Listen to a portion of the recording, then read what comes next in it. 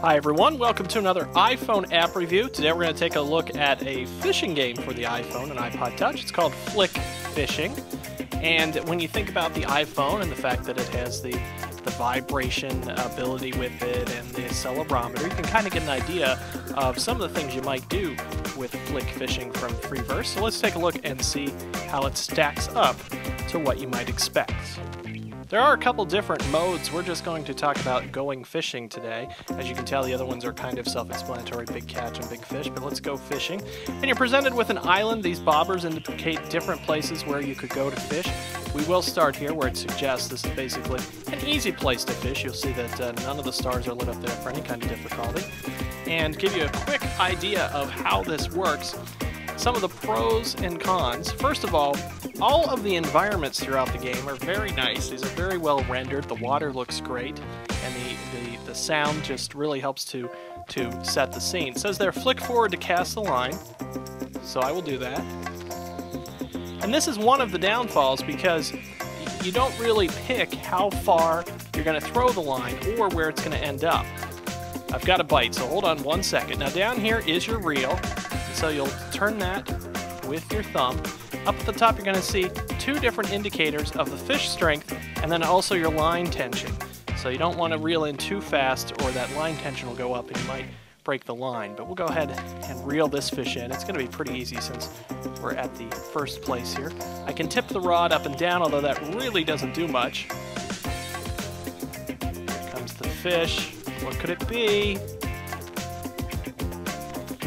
Roachfish, less than a pound, and then you always release the fish. So there you go, a little bit of a lesson here about catch and release with the fish as well.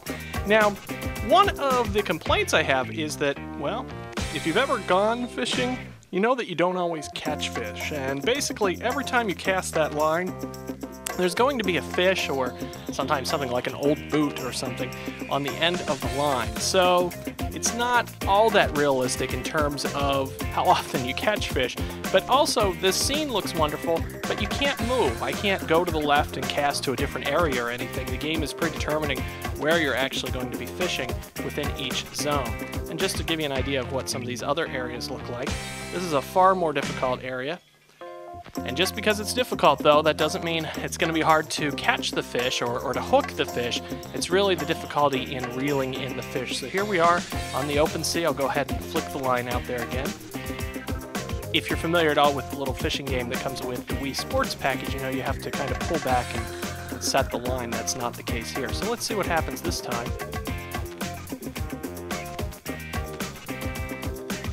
And you'll see up at the top that this fish is much stronger, and that as I reel him in, the tension on the line is going to get bigger and bigger much quicker. And that's kind of the difference here when you're on one of the more difficult fishing areas. It's not actually how hard it is to catch a fish.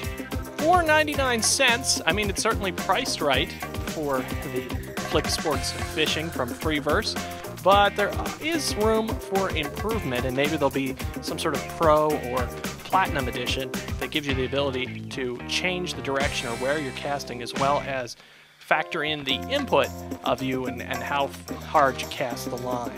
For the DigitalLifestyle.tv, I'm Ryan Ritchie.